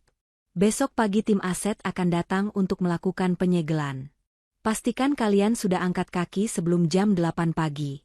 Dinda." Ibu Ami yang menyusul masuk ke kamar, membaca surat itu dan langsung pingsan di lantai. Wildan jatuh berlutut, meremas rambutnya frustrasi. Teriakan penyesalannya menggema di rumah kosong itu, namun tidak ada yang mendengar. Tidak ada Dinda yang membawakan air minum, tidak ada Dinda yang memijat pundaknya. Yang ada hanya kesunyian yang mencekik. Malam itu, mereka tidak bisa tidur. Ketakutan akan hari esok menghantui pikiran Wildan. Benar saja, keesokan harinya, saat matahari belum tinggi, Wildan nekat pergi ke kantornya. Ia masih memiliki harapan kecil bahwa posisinya sebagai direktur aman, bahwa Dinda tidak mungkin sekejam itu mencampur adukan urusan rumah tangga dengan pekerjaan. Namun, harapan itu musnah begitu ia tiba di lobi gedung perkantoran elit tempatnya bekerja. Saat ia menempelkan kartu akses karyawannya di gerbang otomatis, turnstile, lampu indikator menyala merah dan berbunyi nyaring. Akses ditolak. "Pak Wildan," panggil seorang satpam yang biasanya hormat padanya, kini menatapnya dengan tatapan iba sekaligus waspada. "Maaf, Pak. Bapak tidak diperbolehkan masuk." "Minggir. Saya direktur di sini," bentak Wildan, mencoba menerobos.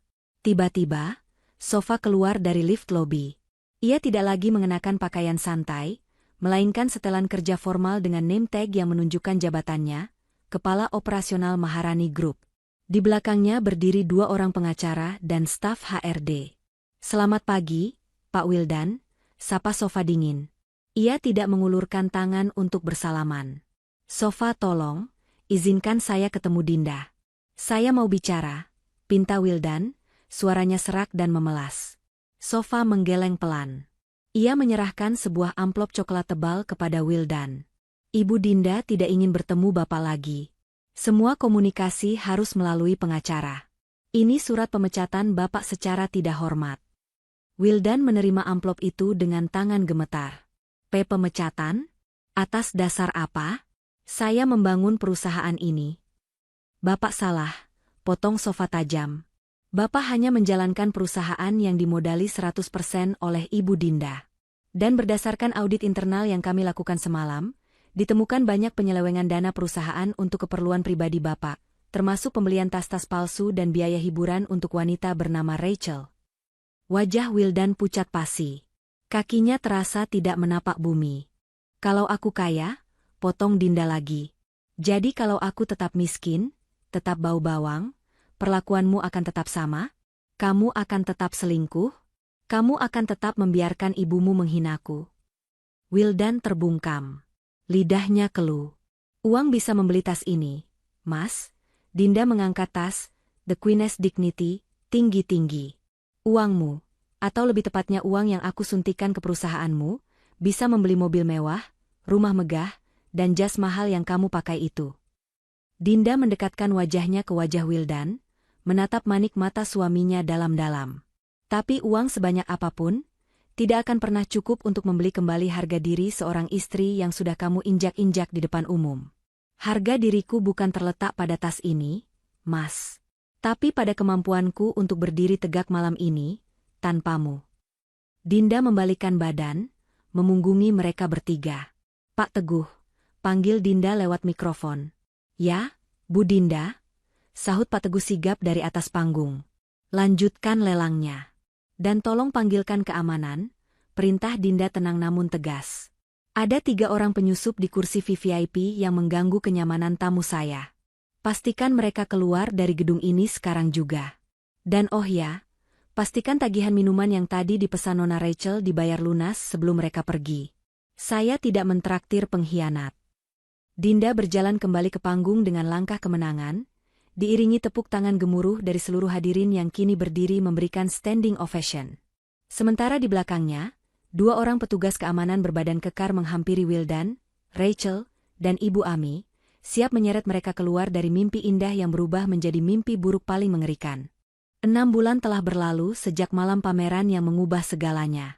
Roda nasi berputar dengan kejam bagi mereka yang dulu mendongak sombong menantang langit. Di sebuah gang sempit di pinggiran Jakarta yang padat dan pengap, Wildan duduk termenung di teras sebuah kontrakan petak berukuran 3x4 meter. Tidak ada lagi jas velvet mewah atau jam tangan bermerek. Tubuhnya kini kurus. Kulitnya menggelap karena setiap hari harus berjemur di jalanan sebagai pengemudi ojek online. Itu pun menggunakan motor sewaan, karena ia tidak mampu membeli kendaraan sendiri. Dari dalam kamar yang hanya disekat lemari plastik, terdengar suara batuk Ibu Ami yang tak kunjung sembuh. Wanita yang dulu hobi mengoleksi selendang sutra itu, kini hanya mengenakan daster lusuh yang sudah robek di bagian ketiak. Ia tidak lagi punya uang untuk ke dokter spesialis, hanya mengandalkan obat warung seadanya. Wildan, air minum Ibu habis. Rintih Ibu Ami dengan suara serak. Wildan bangkit dengan gontai, mengambil gelas plastik dan mengisinya dari galon isi ulang murah. Ia menyodorkannya pada ibunya. Ibu Ami menatap anaknya dengan mata cekung yang penuh penyesalan. Maafkan Ibu, Nak, isak Ibu Ami tiba-tiba. Kalau saja dulu Ibu tidak menghina Dinda, kalau saja Ibu tidak serakah ingin punya mantu kaya raya seperti Rachel, kita tidak akan hidup seperti tikus got begini. Mendengar nama Rachel, rahang Wildan mengeras. Wanita itu menghilang begitu saja setelah malam itu. Kabar terakhir yang Wildan dengar dari berita di televisi warung makan, Rachel ditangkap polisi karena terlibat sindikat penipuan arisan sosialita bodong dan penjualan tas palsu. Wanita itu kini mendekam di penjara, menuai apa yang ia tanam. Ternyata, bukan hanya tasnya yang palsu, seluruh hidup Rachel adalah kepalsuan. Sudahlah, Bu, nasi sudah jadi bubur, jawab Wildan lirih. Ini semua juga salah Wildan. Wildan yang buta. Punya berlian di rumah malah dibuang demi pungut pecahan kaca. Siang itu, Wildan mendapat orderan mengantar makanan ke sebuah gedung perkantoran elit di pusat kota, gedung yang ironisnya adalah kantor pusat Maharani Group. Wildan sempat ragu untuk mengambil orderan itu, tapi perutnya yang lapar memaksanya menekan tombol, terima. Sesampainya di lobi gedung, Wildan memarkirkan motornya di area khusus pengemudi ojek. Ia berjalan menuju lobi dengan helm yang masih terpasang, berusaha menutupi wajahnya karena malu. Namun, nasib mempertemukannya dengan pemandangan yang meremukkan hati. Pintu kaca otomatis terbuka. Keluar sekelompok orang berpakaian rapi yang sedang mengawal seorang wanita. Wanita itu mengenakan busana kerja yang elegan, sederhana namun memancarkan aura wibawa yang kuat. Itu Dinda. Dinda berjalan sambil berdiskusi dengan Sofa dan beberapa staf asing. Ia terlihat jauh lebih cantik dan bersinar daripada saat masih menjadi istri Wildan. Beban mental yang selama ini menekan kecantikannya telah hilang. Wildan terpaku. Kakinya gemetar. Tanpa sadar, ia memanggil lirih, "Dinda?" Suaranya tertelan hiruk-pikuk lobi, namun Sofa yang tajam pendengarannya menoleh. Sofa mengenali sosok kurus berjaket hijau itu. Ia berbisik pada Dinda. Dinda menghentikan langkahnya, lalu menoleh. Mata mereka bertemu. Selama beberapa detik, waktu seolah berhenti. Wildan membuka helmnya perlahan, memperlihatkan wajahnya yang kusam dan penuh beban hidup. Ia berharap melihat kemarahan di mata Dinda, atau mungkin ejekan. Namun, yang ia temukan justru ketenangan. Tatapan Dinda teduh, seperti danau yang tak lagi terganggu oleh lemparan batu. Wildan memberanikan diri mendekat, meski dihadang oleh security. Dinda mengangkat tangan, memberi isyarat pada security untuk membiarkannya. "Apa kabar, Mas?" sapa Dinda duluan. Suaranya datar, tanpa emosi berlebih. Wildan menunduk, air matanya menetes membasahi jaket ojeknya. "Seperti yang kamu lihat, Din. Hancur. Aku minta maaf. Aku tahu kata maaf tidak cukup. Tapi aku benar-benar menyesal. Ibu sakit-sakitan, aku kerja serabutan. Kami kena karma." Dinda menghela napas pelan. Tidak ada rasa senang melihat penderitaan mantan suaminya, namun juga tidak ada keinginan untuk kembali. "Mas," ucap Dinda lembut, "penderitaanmu saat ini bukan karena aku yang menghukummu. Itu adalah konsekuensi dari pilihanmu sendiri. Dulu, aku memberimu segalanya, kesetiaan, pengabdian, bahkan hartaku untuk perusahaanmu. Tapi kamu memilih untuk tidak melihatnya. Aku tahu, Din. Aku bodoh." Wildan terisak, hendak berlutut di lantai marmer yang dingin. "Tolong, Din. Beri aku kesempatan kedua. Aku janji akan berubah. Aku akan jadi suami yang baik, aku akan merawatmu." Dinda menggeleng pelan, senyum tipis tersungging di bibirnya, senyum perpisahan. "Kamu ingin kembali bukan karena kamu mencintaiku, Mas. Tapi karena kamu rindu kenyamanan yang pernah aku berikan. Kamu rindu uangku, fasilitas dariku. Harga dirimu masih bergantung pada apa yang bisa orang lain berikan padamu." Dinda melangkah mundur perlahan. Sofa membukakan pintu mobil mewah yang sudah menunggu di depan lobi. "Bangunlah kembali hidupmu dengan tanganmu sendiri, Mas. Jadilah laki-laki yang punya harga diri, yang tidak silau oleh kemewahan palsu. Itu satu-satunya cara kamu bisa menebus kesalahanmu. Tapi untuk kita, cerita kita sudah selesai di bab di mana kamu memilih Rachel." "Dinda?" seru Wildan saat Dinda mulai masuk ke dalam mobil. Sebelum pintu tertutup, Dinda menatap Wildan untuk terakhir kalinya. "Ingat satu hal, Mas. Tas mahal bisa dibeli lagi kalau hilang. Tapi kepercayaan dan hati seorang wanita yang tulus, sekali kamu hancurkan, tidak ada pabrik di dunia ini yang bisa memproduksinya ulang." Pintu mobil tertutup rapat. Mobil hitam mengkilap itu melaju perlahan meninggalkan lobi, membawa Dinda menuju masa depannya yang cerah. Wildan berdiri mematung di lobi, menjadi tontonan orang-orang yang lalu lalang. Ia menggenggam helmnya erat-erat. Kata-kata Dinda menamparnya lebih keras daripada kemiskinan yang kini menjeratnya. Ia sadar, ia telah kehilangan sesuatu yang jauh lebih berharga daripada jabatan direktur atau rumah mewah. Ia kehilangan satu-satunya wanita yang pernah tulus mencintainya apa adanya, sebelum ia tahu Dinda kaya raya. Wildan menyeka air matanya, memakai helmnya kembali, dan berjalan gontai menuju motor sewaannya. Langit Jakarta masih sama teriknya, namun kini ia harus menghadapinya sendirian. Di kejauhan, Dinda melihat dari kaca spion, lalu mengalihkan pandangan ke depan. Ia tidak menoleh lagi. Ia bukan lagi wanita yang menunggu di sudut ruangan. Ia adalah ratu di istananya sendiri, bahagia, bermartabat, dan bebas. Pesan moral. Harta dan penampilan fisik hanyalah titipan yang bisa hilang dalam sekejap mata. Kemewahan sejati seorang manusia terletak pada kesetiaan, integritas, dan bagaimana ia memperlakukan pasangannya saat berada di bawah maupun di puncak kesuksesan. Jangan pernah membuang berlian yang tulus demi mengejar kerikil yang berkilau palsu, karena penyesalan selalu datang terlambat dan harga diri yang hancur tidak bisa dibeli kembali dengan uang sebanyak apapun. Oleh karena itu, lanjut Sofa, suaranya terdengar seperti vonis hakim. Selain dipecat, Bapak juga dituntut untuk mengembalikan seluruh dana yang disalahgunakan.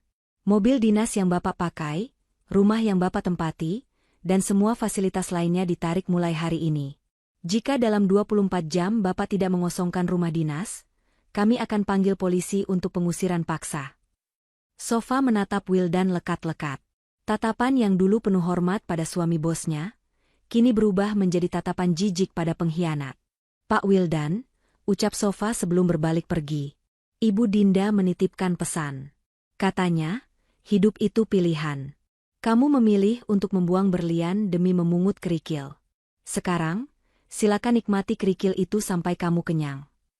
Sofa dan rombongannya berbalik, meninggalkan Wildan yang berdiri sendirian di tengah lobi yang ramai. Orang-orang yang lalu lalang berbisik-bisik sambil menunjuk ke arahnya. Video kejadian di pameran semalam rupanya sudah viral di media sosial. Wildan Pradana, sang direktur muda yang sombong, kini tak lebih dari seorang pengangguran yang terlilit utang dan rasa malu. Ia berjalan gontai keluar gedung, duduk di pinggir trotoar sambil memeluk amplop pemecatannya. Ponselnya berbunyi. Telepon dari Ibu Ami. Wildan, cepat pulang. Ada orang-orang berbadan besar datang mau mengangkut barang-barang kita. Mereka bilang rumah ini mau disegel. Ibu takut. Nak, ibu mau tinggal di mana? Tangis Ibu Ami pecah di seberang telepon. Wildan mematikan ponselnya. Ia menatap langit Jakarta yang terik, namun dunianya terasa gelap gulita. Ia ingat betapa seringnya ia menghina Dinda yang hanya diam di rumah. Ternyata, atap yang melindunginya dari panas dan hujan selama ini adalah tangan Dinda. Dan kini, tangan itu telah menarik segalanya kembali, membiarkan Wildan dan ibunya terbakar oleh matahari kenyataan yang menyengat. Penyesalan bukan lagi sekadar kata, tapi kini menjadi satu-satunya teman hidupnya.